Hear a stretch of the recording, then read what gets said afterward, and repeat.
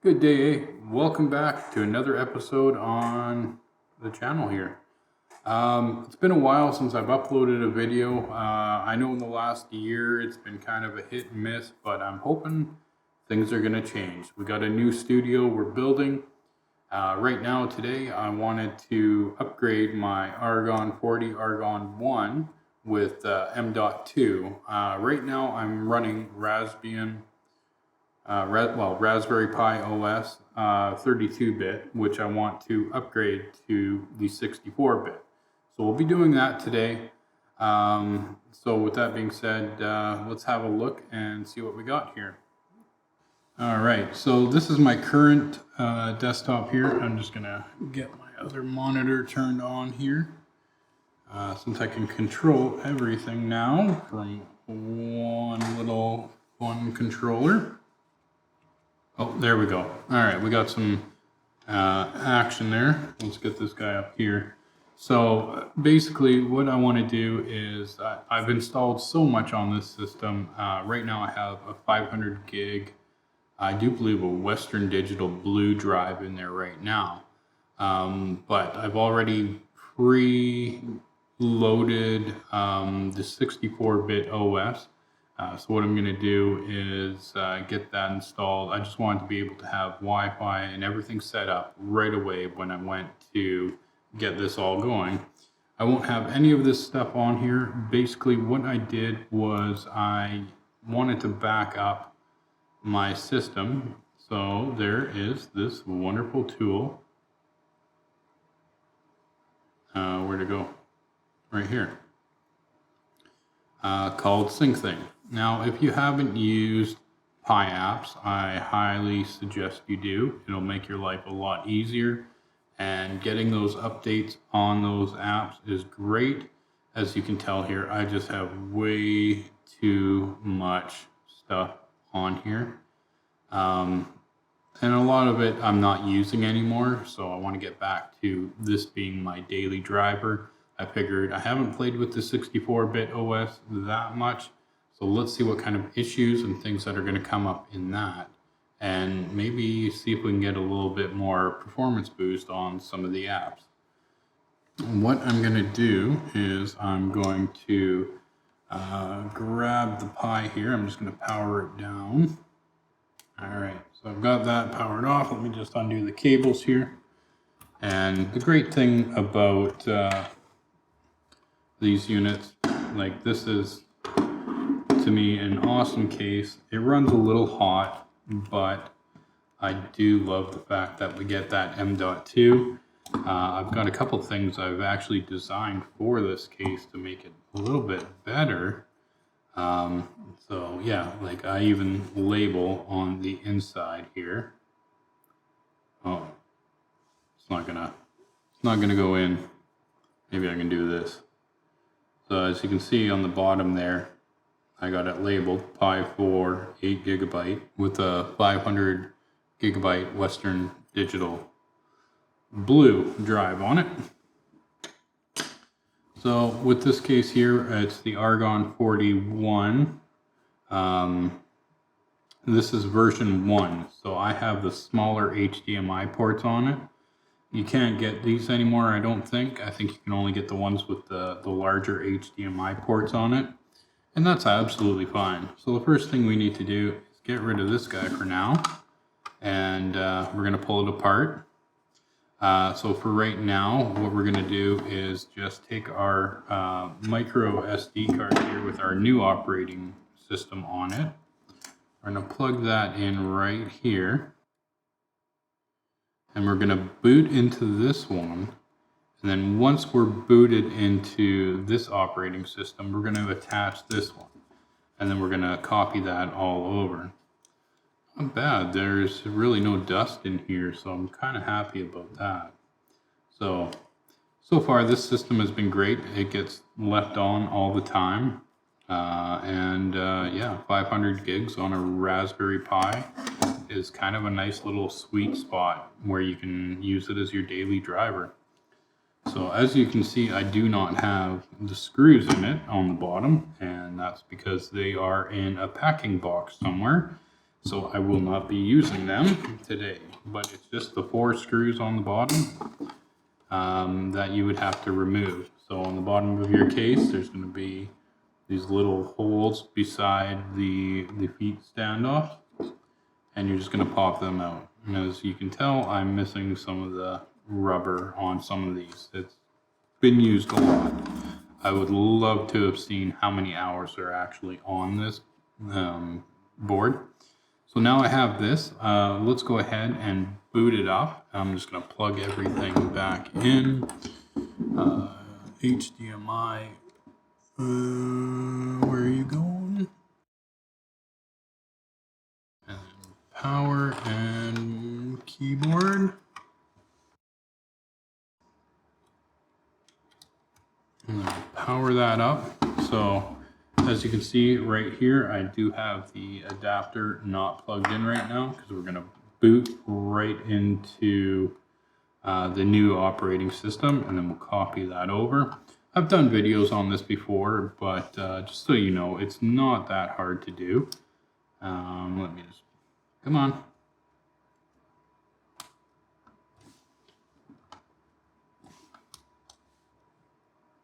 There we go. And I will, hopefully it should boot up into VNC right away. If I set everything up correctly, chances are I did not. So we got here, so it's going, I think if I go like this, we'll get this screen here. So on my screen, it does show that I am running the 64-bit OS. Basically what I'm gonna have to do is definitely get a better HDMI screen capture software going. And we'll see if this connects. I don't know if 131, so that should be exactly the same. Oh, so as you can see, I do have Pi apps installed, so I'm just going to update that while I quickly reconnect VNC. Oh, I know why. So on VNC, it will tell you it's the VNC server signature has changed. So you would have to disconnect, reconnect, and accept the, basically that it was doing that. Go back here, open this up. It's going to give me a red warning, and I'm just going to accept it. And there we go. We should have our VNC viewer back up and running. And there we go. So as you can tell at the top here, I do like to keep my CPU, my temperature, and everything just all up top here. And empty the waste basket. Have to do that every time Pi apps updates and gets rid of the old packages. Yeah, let's see what updates here. Show updates. Okay, some firmware stuff. So we're going to install that. Yeah, it's quick and painless. So I'm just updating this SD card first, and then we'll go ahead and get that copied onto the Western Digital Blue. The reason why I'm updating it now is later on I might have to reinstall it, and I might as well have a copy of all the updates already on my micro SD card ready to go, since we're going to update it anyways. So we'll just let that do its thing here. It'll just take a moment. Maybe I'll skip ahead here and we'll carry on. Maybe I'll just take a quick little pause here. We'll watch this. I'll put some music in right now.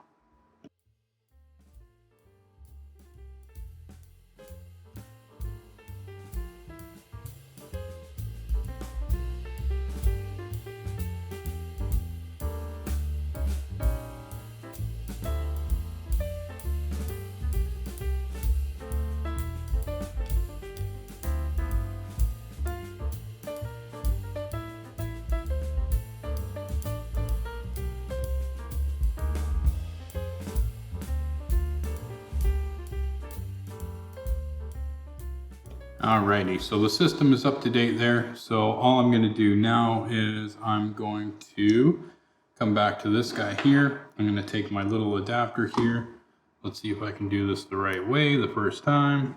No, I'm gonna have to look at it. We're just gonna go into the bottom ports, click it in, and it should come up that a new drive has been found. So if I go like this, now we can see removable media has been inserted. And we're just going to cancel. Cancel that because that's just our boot and root FS from the previous install there. So basically, now all we have to do is we're just going to go up to the Pi icon here, and we're going to go to accessories, and we're going to go to SD card copier. So we want to go from our micro SD card here, and we're going to go to there, and we're going to add new partition UUIDs. And basically that way it's not copying it, and we're not going to get some errors or anything like that. It's actually going to treat it like it's a brand new fresh install of that. So I'm just going to go ahead, click start, erase all the content. Yes, I verified I had everything backed up with SyncThing. I checked over on my main laptop here that I'm doing this on, and we're all good. So I'm going to go ahead and start that. Once this is completed, what we're going to do is we're going to power the system down, and then we will take out the micro SD card, and then we will put the USB 3 adapter back on, and then away we go. So I try not to remove that USB adapter much, just because I don't ever want to wreck the ports or the adapter. So this is a once in a blue moon, so I'm hoping the 64-bit OS will do well. I'll be using that probably for the next year. I like to run things for a while to get all the quirks and things out of it. So I think that'll be kind of fun. But I do have other Raspberry Pis, like on my desktop here. I do have right here is a Raspad 3, which I use as well. And right now it has Lineage OS, which has Android 13 on it. So that's a really good one. I've actually used, I was thinking about streaming this tonight, but then I was like, you know what? How about we just do this? And maybe, I don't know. I never have that much success with streaming. So if you want to see me stream, let me know in the comments below.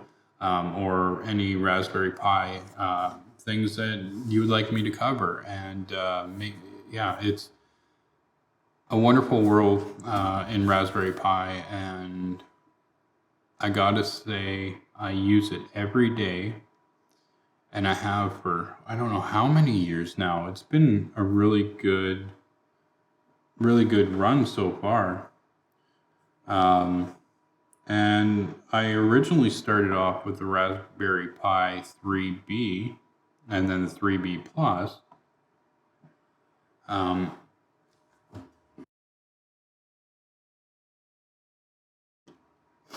So after I used those, I was kind of, every little step forward I was taking, things were moving quicker, things were working better.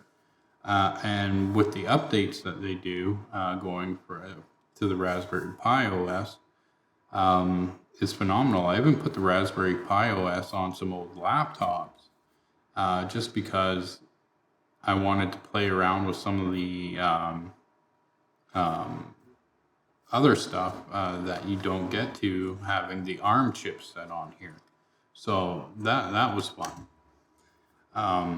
Yeah, it's a very versatile operating system. I know a lot of people put Ubuntu and a whole bunch of different things on there, but 100% my main Raspberry Pi desktop always had the recommended operating system on it. And that's because I wanted to make sure I was getting the experience that Raspberry Pi intended for me, even though I have other Pis that I run the other stuff on, I wanted one that was dedicated to them. And it became my daily unit. And I use it more than I did my computer because at the wattage, it was cheaper to run that per year than it was my main desktop. So yeah, you don't get as many fancy things, but really, at my age, it doesn't matter. I've got a PlayStation 4, old video game consoles. I don't need all that stuff. So, but if you're wanting a gaming PC, then the Raspberry Pi would be just something you want on the side to play around with. I wrote my first book on it. Hopefully that actually gets out one day here. I gotta hound someone to get that edited. So once that's available, I'll do something with that. But I'm pretty excited about that. I'm almost done the second book in the series, and there's going to be a third one, and I'm enjoying that. And that's all been done on a Raspberry Pi. Just because when you're writing, you want to get away from all the distractions of being able to completely multitask, even, right? Like having Netflix going, having, Twitch streams going, having all this stuff going and doing your work on another monitor. And it's just like, you know what? I know I can have two monitors on this, but to me, it's just allowed me to focus completely on what I was doing. So that's why I kind of continued with it. If I was programming or anything, I would use the Raspberry Pi. I couldn't use my main desktop because I would get distracted all the time. So I wanted something that was really just meant for one task. And when it came to my first PCB board designs, I used Fritzing, which is free on here. And I know, and KiCad is now on here as well and supported. So you get the newer updates. So I'm wanting to try that because it's a lot more in depth. Now we've got the completed sign here. I'm going to go ahead, go OK. We're going to close that. We're going to start, shut down that guy. And then we will remove the micro SD card. I'm just going to give it a little helping hand here.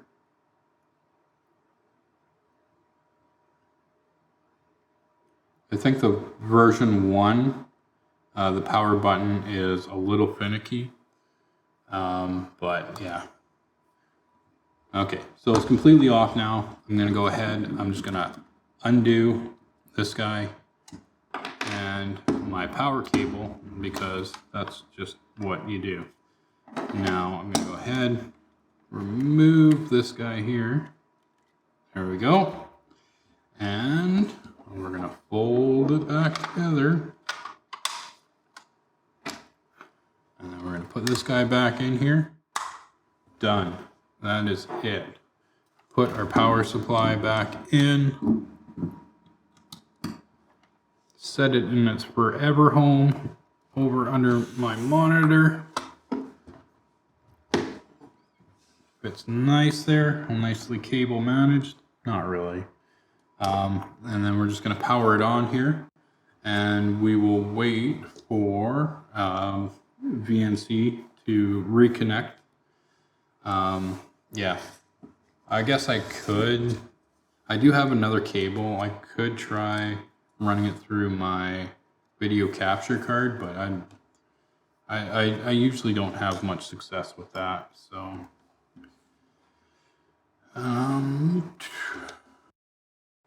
all right, and we should be clicking in here in just a moment here. It's just recapturing the VNC instance here, and there we go. Back up and running. All right, I love VNC. It's great. And then, yeah, we're back in business here, so let's go.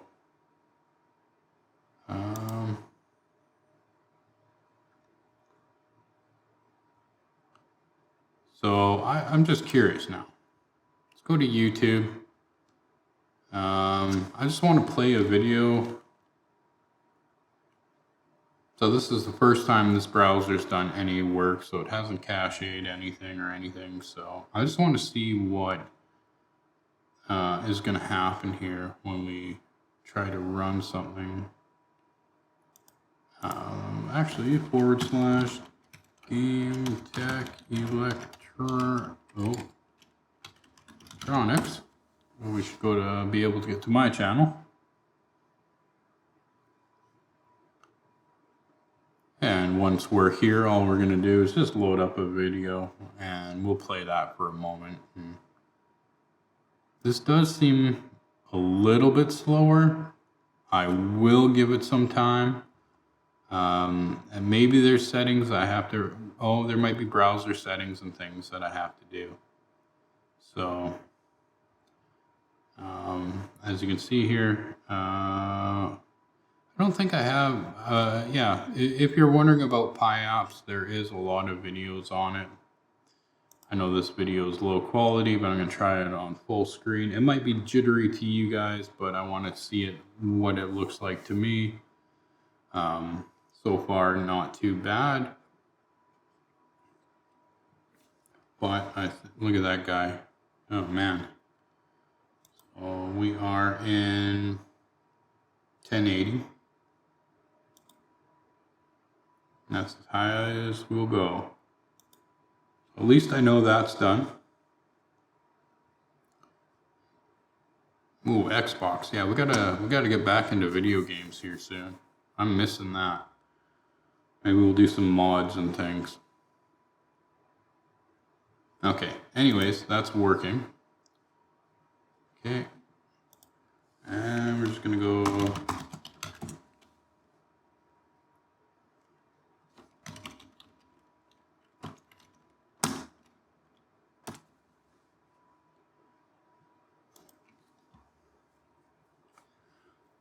I was looking at this before and I keep seeing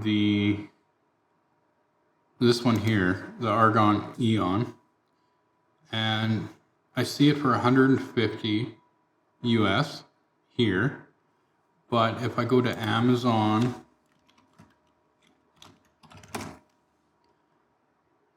like I could be wrong, so xe.com, I'm just going to do a quick conversion here. I was wanting to buy one of these, but I wanted to just grab it off of Amazon. So let's see here, Argon Eon. So this should bring it up. $390. So I wanted to see if it was cheaper to go through their website or, oh, look at that. 8 gig models have come down, finally. Well, good to have supply back. So we've got, yeah, 390. Okay, and that was 150 US dollars.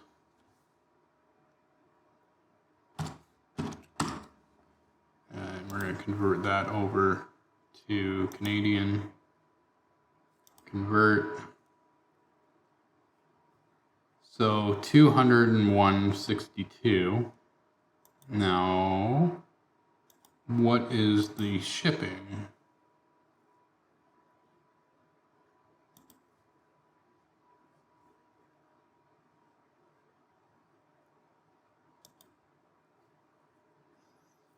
Let's have a look here.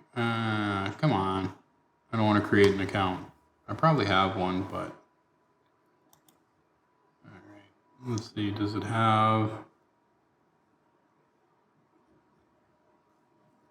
So the only thing about this one here is the RJ45 1 gigabyte Ethernet there. That's the only thing that concerns me. And yeah, you get 2 USB 3. This is just off of the Raspberry Pi. You're sacrificing ports.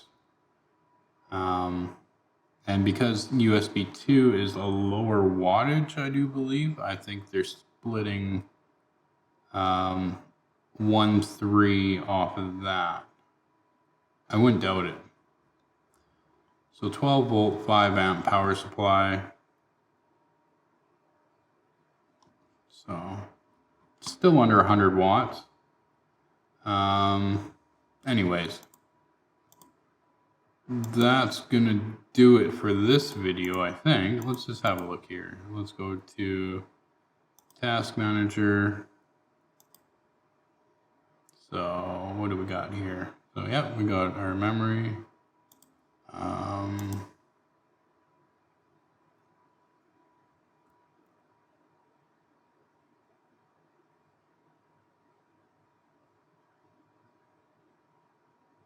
So I do have KiCad installed already, but I think fritzing is up here, yeah.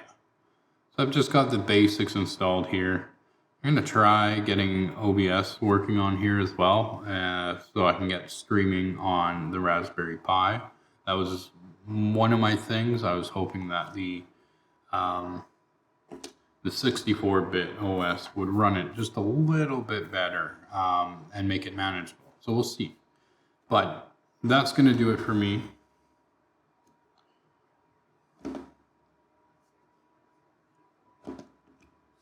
So thank you for watching, everyone. Have a wonderful day, a wonderful week, and we'll see you next time. Take care, eh?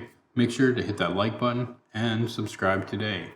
If you have any suggestions for other Raspberry Pi content, post them in the comments section below.